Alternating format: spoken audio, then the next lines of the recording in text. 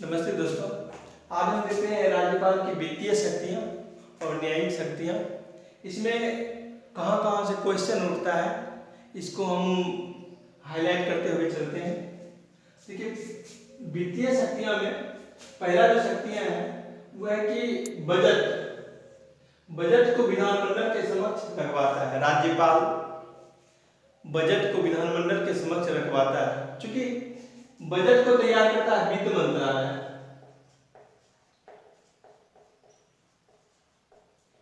और यही विधानसभा के समक्ष यही रखता है। लेकिन अगर रखवाने की बात होगा तो राज्यपाल होगा।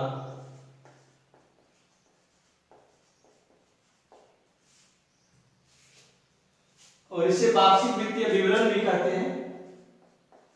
वार्षिक वित्तीय विवरण, इसी को बजट कहते हैं, इसी को वार्षिक वित्तीय विवरण कहते हैं। तो बजट को विधानमंडल के समक्ष राज्यपाल के द्वारा रखवाया जाता है। दूसरा है कि धन विधेयक को विधानसभा में प्रस्तुत करने से पूर्व स्वीकृति देता है। धन विधेयक जो है इसे विधानसभा में पहली बार रखा जाता है। ये पीटी में पूछा जाता है कि धन विधेयक को किस सदन में पहली बार रखा जाता है। तो पहली बार विधानसभा में रखा जाता है।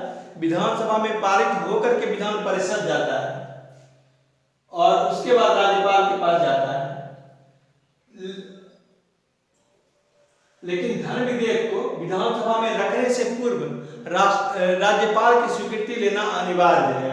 तो सबसे पहले राज्यपाल धन विधेयक को विधानसभा में रखने के लिए स्वीकृति देता है, फिर विधानसभा में रखा जाता है।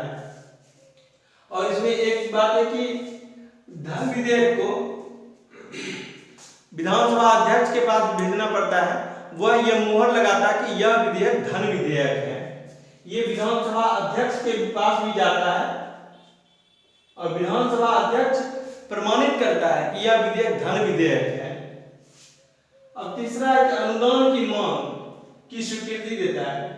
अनुदान की मांग भी विधानसभा में रखने से पूर्व राज्यपाल के द्वारा स्वीकृति लिया जाता है। उसके बाद विधानसभा में इसको रखा जाता है। इसे भी विधानसभा में ही रखा जाता है। अब चौथा है अप्रत्याशित व्यय के लिए आकस्मिक निधि से अग्रिम ले सकता है। राज्यपाल यदि राज्य में कोई बाढ़ की घटनाएं हो जाए, भूकंप की घटनाएं हो जाए, कोई भी एक्सीडेंटल चीज होता है तो उसमें अप्रत्याशित व्यय किया जाता है और तुरंत में व्यय की जरूरत होता है, तो इसके लिए आकस्मिक निधि है। देखिए, निधि एक संचित निधि है, एक आकस्मिक निधि है और एक लोक लेखा निधि है।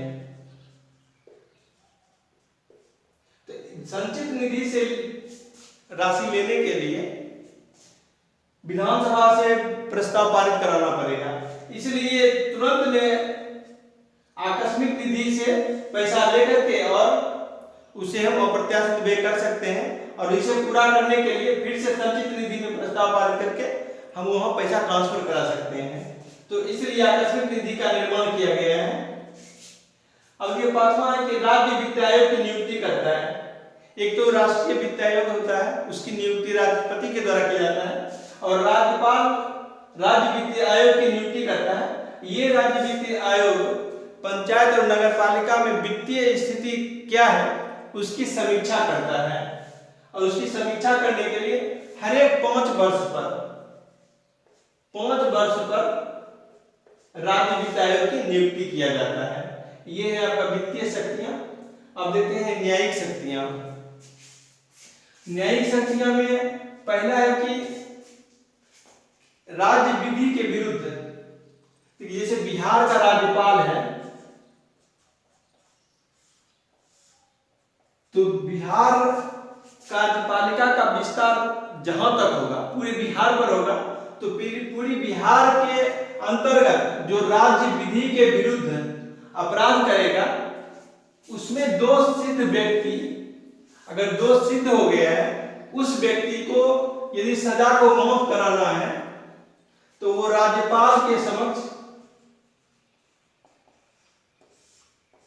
क्षमा याचना प्रस्तुत करता है और राज्यपाल ही उसे सजा को माफ कर सकता है। देखिए इसमें 5 चीज है, 1 2 3 4 और 5। ये 5 टाइप का क्षमा होता है। पहला तो है क्षमा, दूसरा है विराम, तीसरा है लघुकरण, चौथा है परिहार, पांचवा है परिविलंबन। आप बुक में पढ़ते होंगे ये क्षमा, विराम, लघुकरण, परिहार, परिविलंबन एक लाइन में लिखा हुआ रहता है, लेकिन उसका कुछ अर्थ होता है, इसको समझ लीजिए ताकि परीक्षा में आपको हल करने में आसानी होगा। क्षमा का मतलब होता है सभी दंड से मुक्ति, जितना भी दंड है सभी दंड से मुक्त, लेकिन राज्यपाल को मृत्यु दंड की सजा को माफ नहीं कर सकता है। इसके लिए सिर्फ राष्ट्रपति माफ करता है। मृत्यु दंड पर राज्यपाल का अधिकार सीमित है। दूसरा है विराम। विराम का मतलब होता है मूल रूप से सजा को किसी विशेष परिस्थिति में कम करना। जैसे कोई महिला है और गर्भावस्था की स्थिति में है तो उस पीरियड का जो सजा होगा उस पीरियड में माफ किया जाएगा, उस पीरियड में विराम दिया जाएगा सजा को। कोई अपंगता से ग्रस्त है, अपंगता से ग्रस्त व्यक्ति है तो उस पीरियड की सजा को विराम दिया जाएगा और उस समय सजा को स्थगित कर सकता है। कोई विशेष परिस्थिति जब हो तो विराम होगा वहां। अब देखते हैं लघुकरण। तो लघुकरण में दंड के स्वरूप को बदल कर कम कर देता है। जैसे किसी को मृत्यु दंड मिला हुआ है तो उसके स्वरूप को बदल करके कठोर कारावास में परिवर्तित किया जाता है, इसे कहते हैं लघुकरण। और परिहार होता है दंड की प्रकृति में बिना परिवर्तन, प्रकृति में परिवर्तन नहीं किया जाएगा लेकिन दंड को कम कर दिया जाएगा। जैसे दो वर्ष का कठोर कारावास जिस व्यक्ति को दिया हुआ है उस व्यक्ति को यदि परिहार के द्वारा क्षमा दिया जाता है तो उसे 1 वर्ष के कठोर कारावास में बदल दिया जाएगा। यहाँ पर प्रकृति में परिवर्तन नहीं हुआ है, प्रकृति बिना बदले हुए उसकी सजा को थोड़ा कम कर दिया गया है। अब 5वां है प्रविलंबन। इसमें है कि वो अस्थायी रोक लगाता है। प्रविलंबन में किसी दंड पर अस्थायी रोक लगाया जाता है।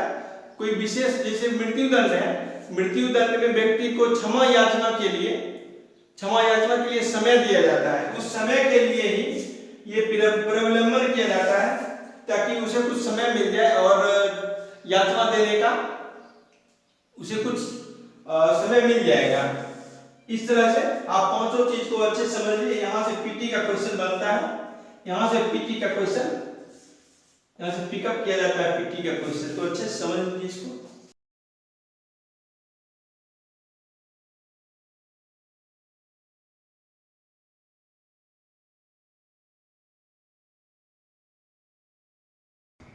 राज्यपाल के द्वारा उच्च न्यायालय की न्यायाधीश की जो नियुक्ति होता है वो राष्ट्रपति द्वारा किया जाता है। जैसे पटना उच्च न्यायालय है,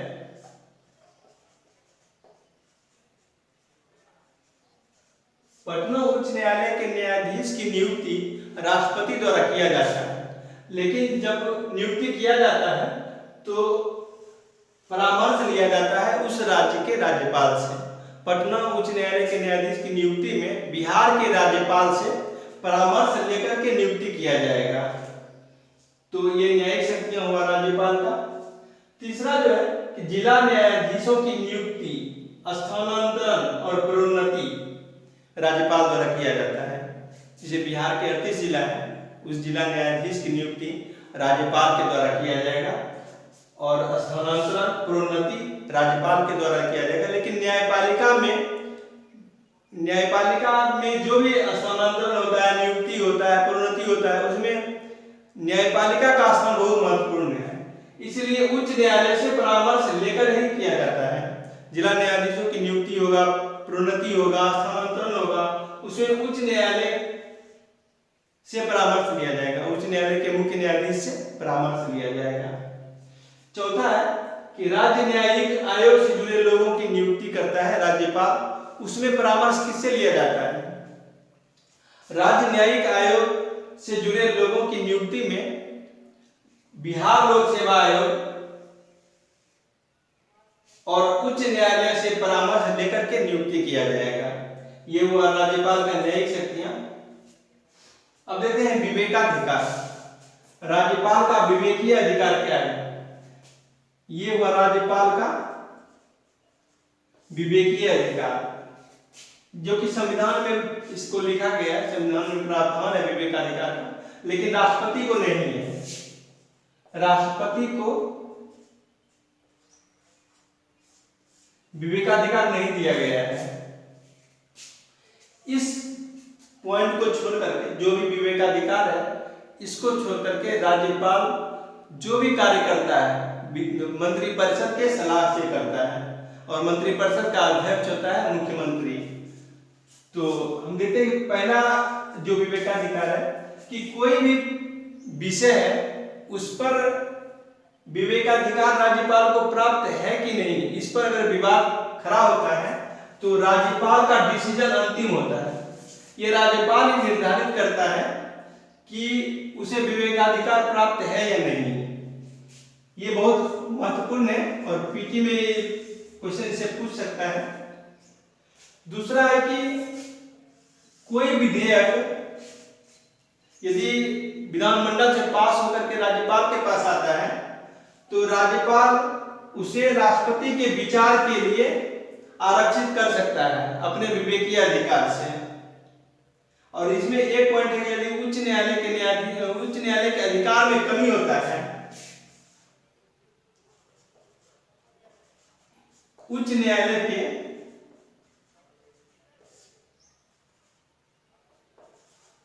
शक्ति में कमी होगा,